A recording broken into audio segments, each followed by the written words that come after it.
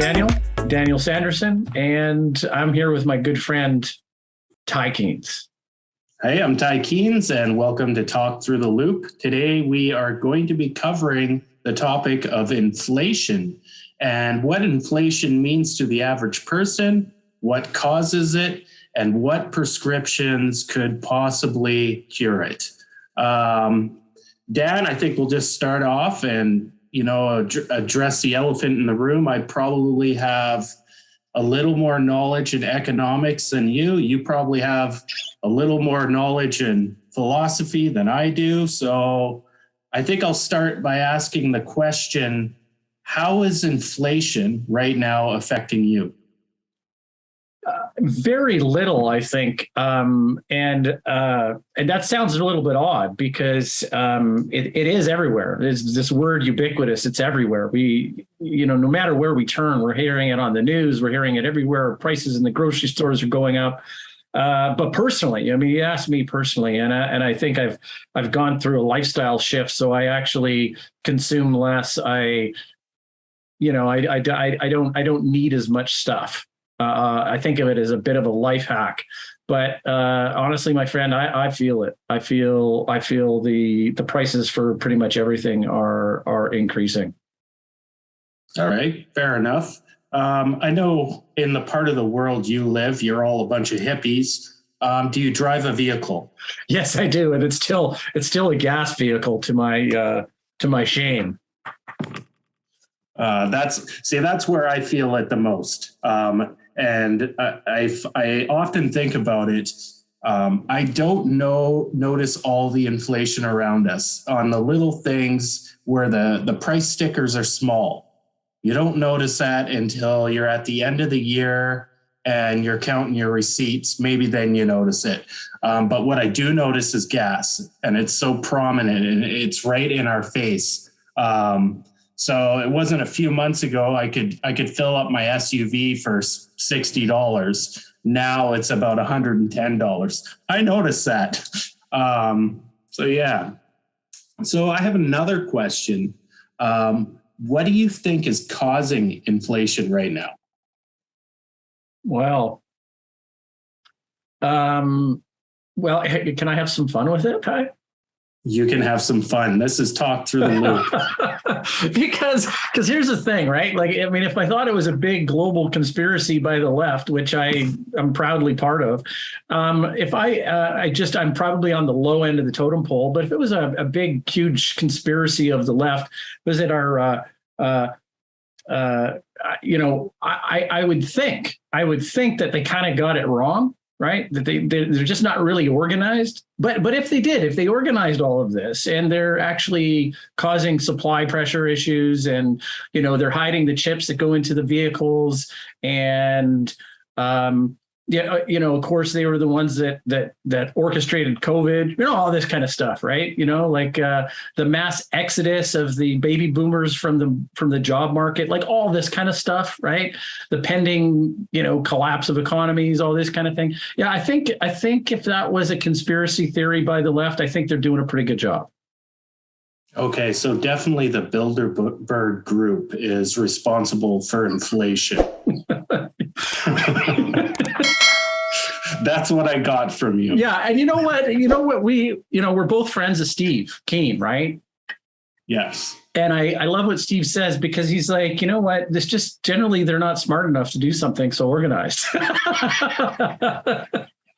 Yeah, that's true. I often, when I hear the conspiracy theories and I run that in parallel in my mind with how inept our governments usually are at doing anything, the idea of a group within a government pulling the wool so brilliantly over the public's eyes is a little far-fetched for me to believe. Yeah. What do we do? So I think I hear a lot of talk in the mainstream media that inflation right now was caused by too much money printing during COVID. There's a lot of chatter about that over social media. I myself, as I understand it, and I've researched it myself, we are in a supply crunch.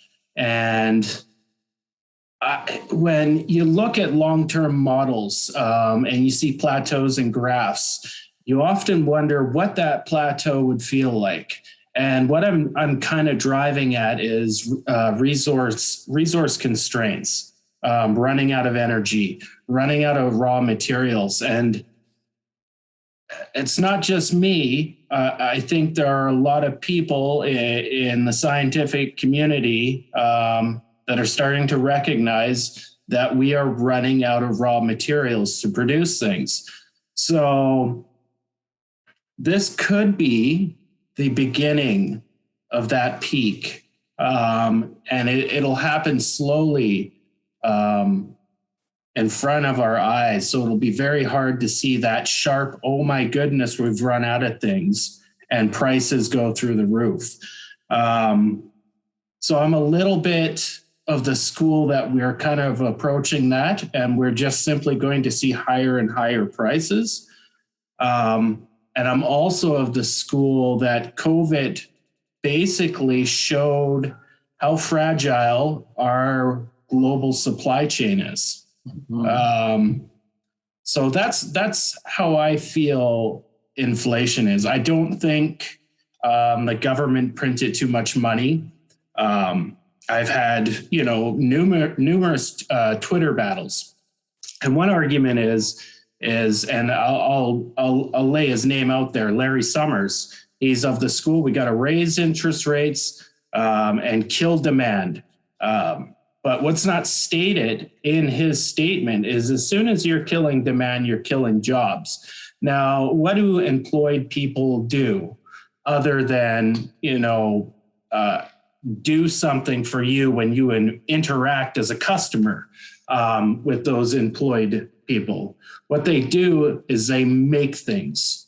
So if we are in a current supply crunch and the policy prescription to somehow lower inflation is to kill demand, which is killing jobs, what do jobs do?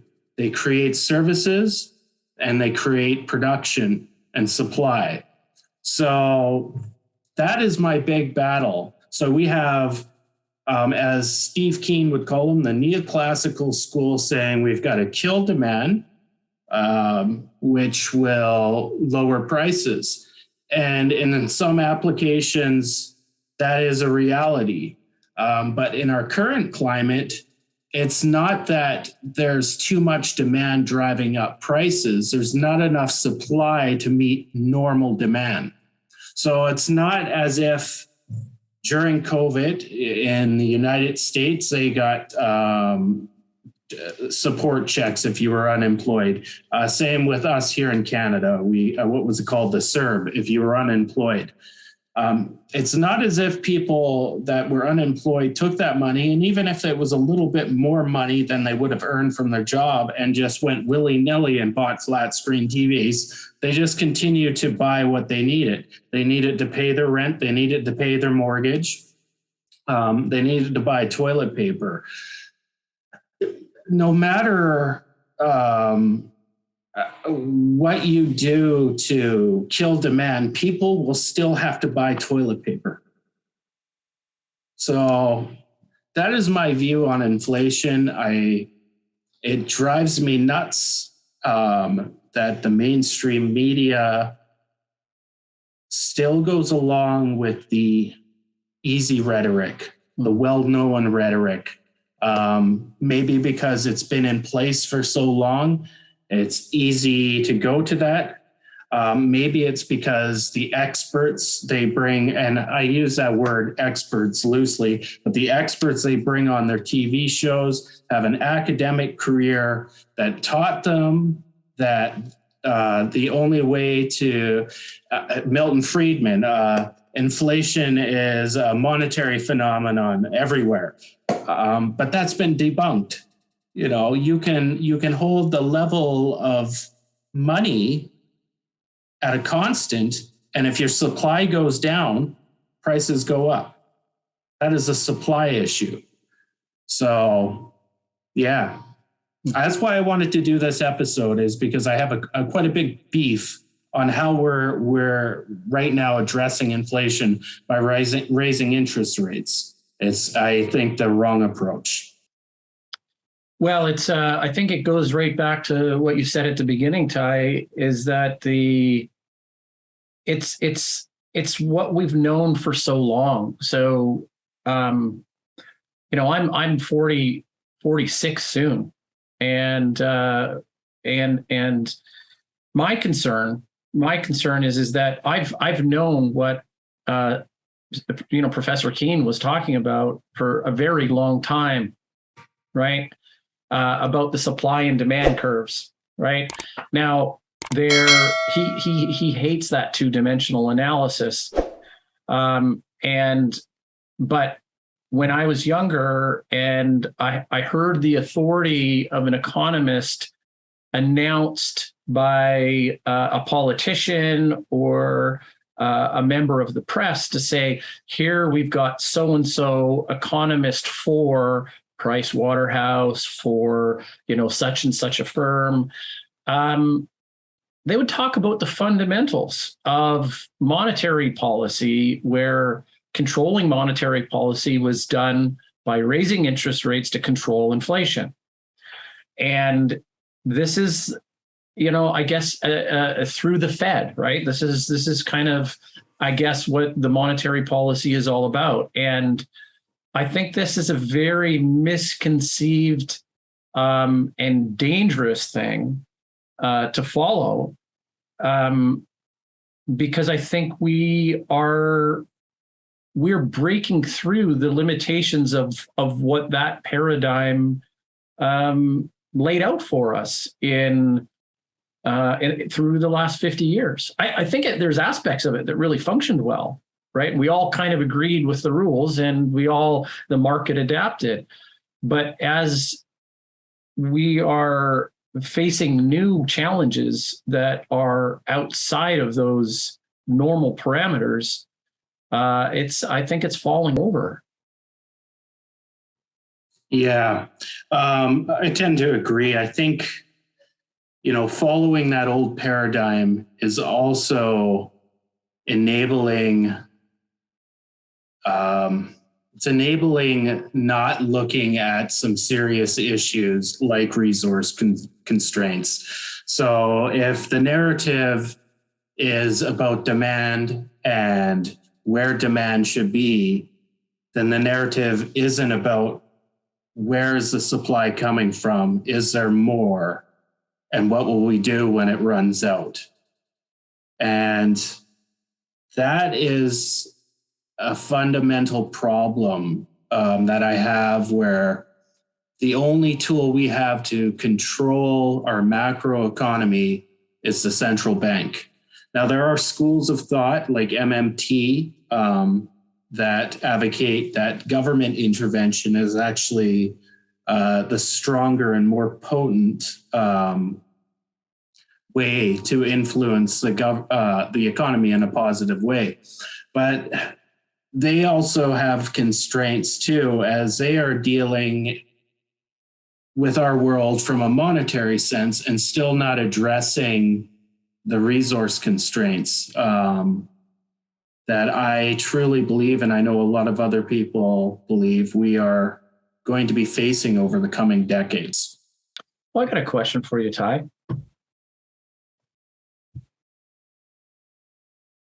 Okay. So my question is that, like, what I'm hearing from you is that, there's a frustration that we're not seeing the reality of, we're not seeing the economic reality, and we're not facing it with a clairvoyance or in its truest form, right? And so we're still using antiquated old thinking. But let me ask you, if the net result is higher inflation, increased costs of goods, no matter what the cause is, that is a slowing down of consumption, of economic prosperity. And my question for you is that, isn't that what's needed? Like, yes. So yes, is it not going in the right direction, even if it's not for the right reasons or explanations? it's going in the right directions. I can answer that unequivocally. The question comes, what happens to society as this occurs, as we unwind from the tradition of constant GDP growth and resource extraction? How do we function as a society as this occurs? Do we hit social breakdown as this occurs? Because what's happening, I think you might agree, is we are starting to see a lot of division, even within our own nations, as these problems continue to arise and maybe are getting worse at this point. Sure, it's the right direction. So I guess the question for me is, how do we keep social order when the first people that are going to be hit with these constraints are poor people and middle class people? The wealthy, they're not going to feel this for decades. They live in their own bubble. How do we maintain a cohesive society when lower class people and middle class people have been taught their whole lives, you work really hard and you'll get your piece and you retire at the end of it? And that doesn't occur anymore because we have resource constraints. What do we have in place to offer these classes of people a purpose to maintain that social cohesion? So in a roundabout way, I answer your question, yes, that's the right direction. It's almost like the planet is going to cure the problem for us. What happens to us as a society afterwards is the question that I have, that maybe nobody has the answer for yet. Well, I could bring in the philosophical piece, and I think this is why my bigger push is towards rediscovering the ancients, right? Ancient Greece, the virtues, and that whole society of excellence, of perfectibility, emerged out of a collapsing economic paradigm or power structure, right? So, I mean, effectively, they lost the war to Sparta, the military might, right? So, but what I'm hearing is something that's, let me ask you if this kind of resonates with you, because if we were being wise, like a couple of philosophers, and we were saying to the population as honest politicians, although that sounds really ironic, but if we were the honest politician and we were saying, look, guys, we're in for one hell of a ride and a downward spiral, period. So what we need you guys to do, everybody, is to pitch in, dig in, and prepare, conserve, and prepare for the long haul, because this is going to get tough. The cognitive dissonance that is apparent is gobsmacking. It's so shocking that a general public will still try and think that they can just vote in what reality they think they want to live in. Do you think that is the way our society is right now, like so diluted? Yes. You know what, like, I often think, because our media amplifies both sides, the left and the right. So often hard.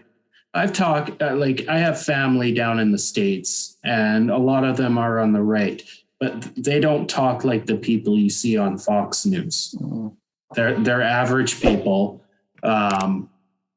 So I don't think there is necessarily that big dissolution. So I like you, I'm left center for sure. I like to be balanced. I know everything isn't rosy on the far left. But I'd say I'm left center.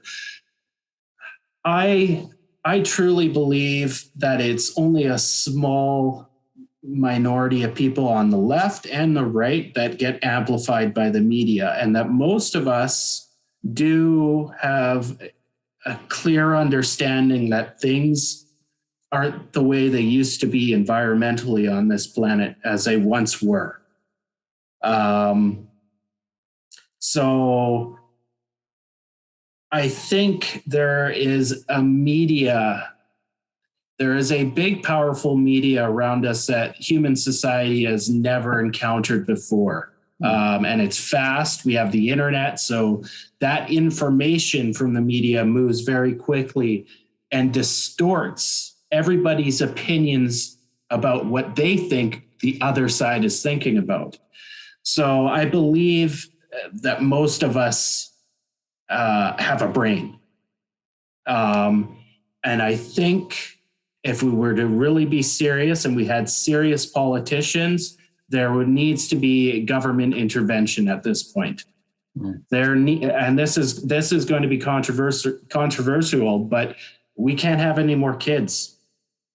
Our birth rate needs to go negative now. How you get there with so many different nations, over 190 across the globe, I don't know. But what I do know is we've reached the limit of the carrying capacity of this planet. So we need serious politicians to tell us the truth. It's probably not a good idea to have kids. The kids will still be born. We can still have a free society. But I think, and I'll kind of digress here, if we look at the Me Too movement and how it's progressed over the last 25 years and women's rights in the Western world, through public messaging, it's been cradled. And so, although it's not perfect, women and disadvantaged people of minority have a better shot. I'm not saying it's perfect by any means, but there has been a societal shift that what was normal, and let's say not the too far distance, let's say the 80s, is not normal now. So I think with public messaging and with some time, ideas about, okay, you know what, maybe I should just get a dog that doesn't eat too much and doesn't consume too much. Maybe it's not about my legacy is my child, but my legacy is what I can do now. So there is generations 300 years from now. And so I think public messaging and government intervention is needed, and we need strong politicians that aren't afraid to lose between election cycles. Well, in my opinion, this would be one of the reasons, one of the many reasons, but another reason why and how religion fails us. And specifically talking, I'm thinking about the Christian religion, and I'm thinking about, to go forth and multiply. Right? I mean, to propose something to the Christian church that would say limit the growth of the population would be just would not fly. Right? Would not work with the Christian doctrine. Now, that's odd to me, because I think there was a point in time where that was a strong. That was a strong push to build community, when the strength of a community meant that man and wife had children, communities grew, you have free labor, basically, right? But you have like a growing society, right? And that actually helped it become a prosperous society. So when you look at the truth of religion, when you look at the value of religion, the wisdom of religion, you could say there was a period of time in human history where that made sense, where that wisdom made sense. I wish that the religions had enough revelatory capacity within their own systems to realize that, hey, wait a minute, now that's not going to be ideal, right? Now we need to be able to adapt. Now it's got to be a little bit more than just political. It's got to be spiritual. It's got to be right down to the core of society to say, we have to really think about this, how we're actually going to all move forward, right? And again, it gives me this heavy feeling that we're in for a lot of suffering. So let me ask you a question. Do you think the religious institutions on this planet, and I'm not picking on any specific religion, do you think the leaders within those religions have a responsibility, like the politicians, to come out with a certain type of messaging that says, in the confines of their religion, saying, okay, the right thing to do, the righteous thing to do now is to do A, B, and C?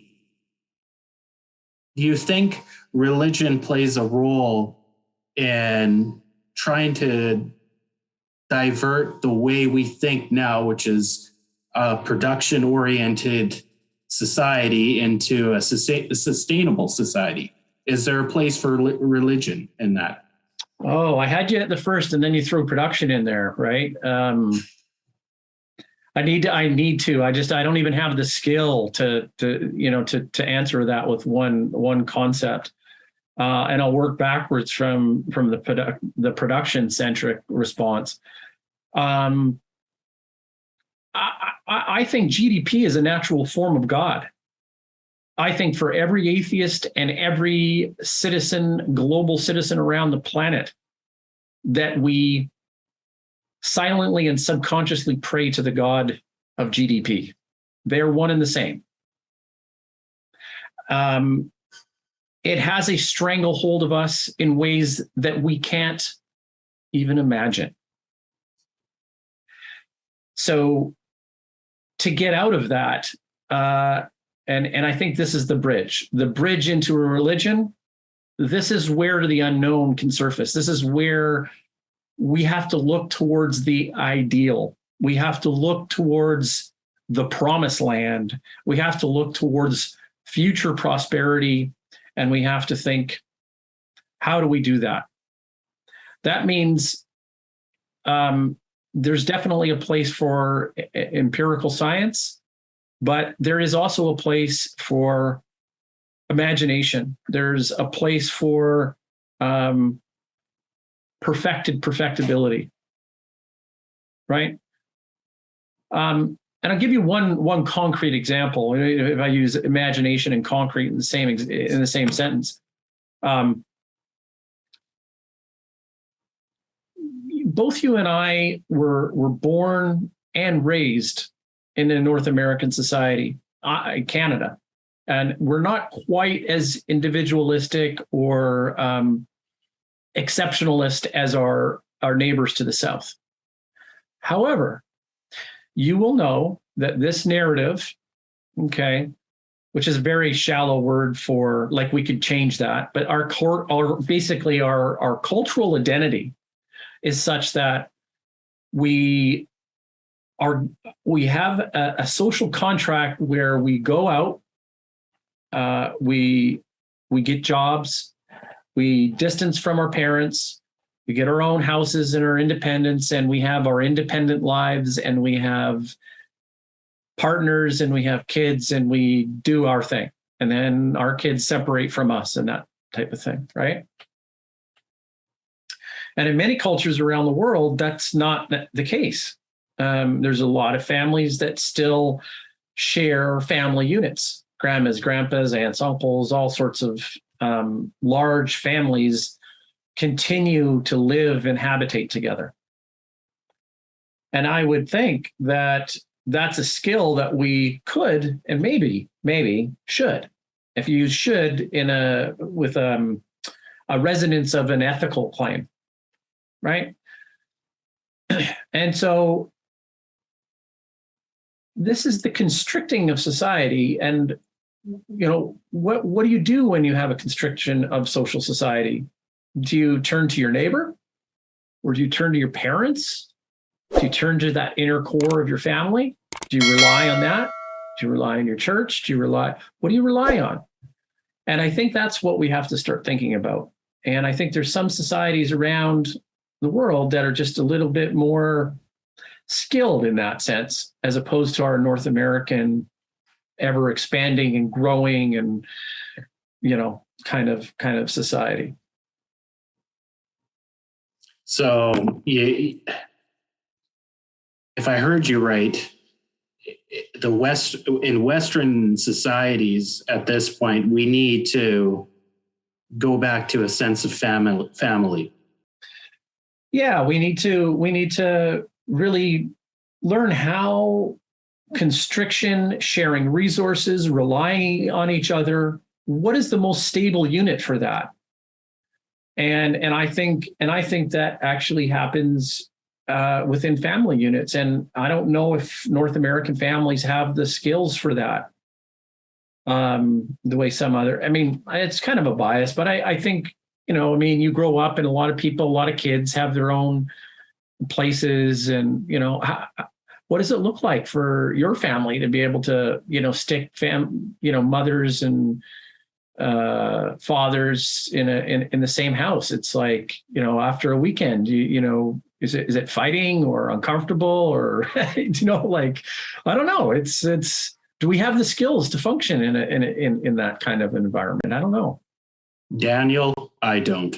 You don't have the ability to do it. I couldn't. I have family reunions now. It's actually, on a serious note, I remember being a child. So I'm a child of the 80s. I recently found out, as I've discussed with you before, that I'm actually a millennial, even though I was born in 83. And I have no pride about that. But anyways, I remember as a child, I had my great grandmother. We called her Grammy. And the whole family around Easter, Christmas, we'd all gather, all the cousins. So all the aunts and uncles, great aunts, and all the chains, we'd all come together in our family group, 50, 60 of us. And as the years have gone on now, and I'm 38, that sense of family has disappeared. Yeah. In the past, the next generation would be let's say a monarch grandma or grandfather, and they would carry on the tradition. And that hasn't happened, at least in my family. And I've talked to other people that have that similar opinion, that strong sense of family community is disappearing in Western society. Yeah. Yeah. But we're almost out of our 30 minutes. So, this was great. Our first pilot episode. We're going to be back again next week with a different topic. So until then, I'm Ty Keynes. And I'm Daniel Sanderson.